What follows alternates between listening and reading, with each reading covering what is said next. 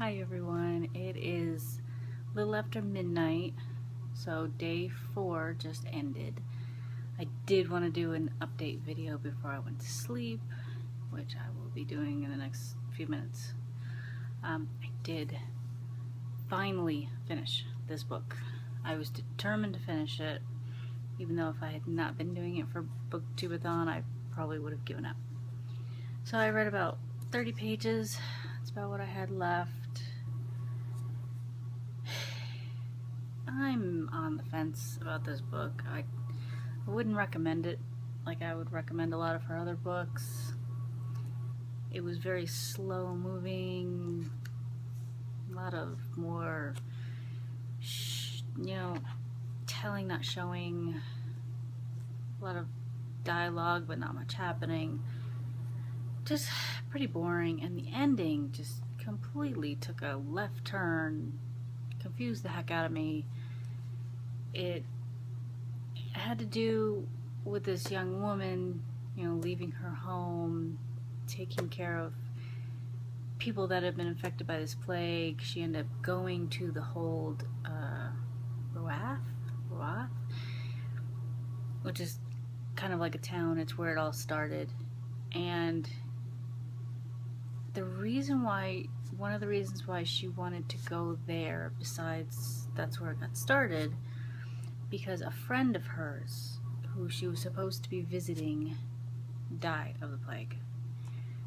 She went there and she ended up meeting her friend's widower. I'm very tired. And it ended up turning kind of into a romance. It was very strange. Probably spoilers, but this book's been out for 20-something years. But he had lost his wife, her friend. He was actually in a relationship with somebody else. She died. The day she dies, he tells her that he wants to marry her and for her to have his children so his line can go on, and it just really bothered me. They ended up together and magically everybody got better, and it just made no sense. So I'm just done. Glad that that's done. I've had 2 challenges done. I read the 7th book and the book with the yellow in the title, or yellow on the cover. I probably should not be making these videos at 12:30 at night when I'm this tired. The next book, I've really been getting into this book. I was reading this a lot today. I read about 50 pages, I think. 55 pages. It's a real easy, fast read.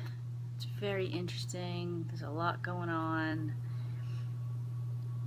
It's, since it's written in kind of a diary format, it's more her thoughts and feelings than just, things happening, if that makes sense. But it's still very engaging. It really makes you think about, this could happen.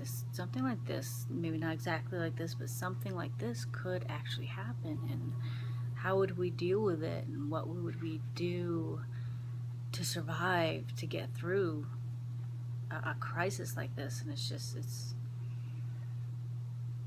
maybe I'm kind of morbid, but I like those kind of books. I like thinking about things like that, so I'm really enjoying this. I'm getting really close to halfway through this, and it is nighttime. I tried to read a little bit more of Blood Rights. I got about another 20 pages in, so I'm still just shy of halfway through the book. And again, if I was probably reading this a little earlier, I'd be reading more of it, just because I usually read his books really fast. There's always so much going on, and then every chapter ends and you're like, oh no, what's gonna happen next? I have to keep reading. It's one of those type of books. So it's like I read 3 chapters again and I was like, I'm just too tired. I gotta go to sleep. So I need to try to start reading these a little earlier in the evening after the sun goes down. I think that's my problem with that. But I just tend to be doing some other things. So that is my progress so far. Probably I might be too busy the next few days to even update anything. I'll try in the morning to at least do the challenge video, but we have a really busy weekend coming up, and so I might have to wait until after BookTube-A-Thon is over to update on my final progress. So until my next video, I hope everybody is doing well and enjoying it.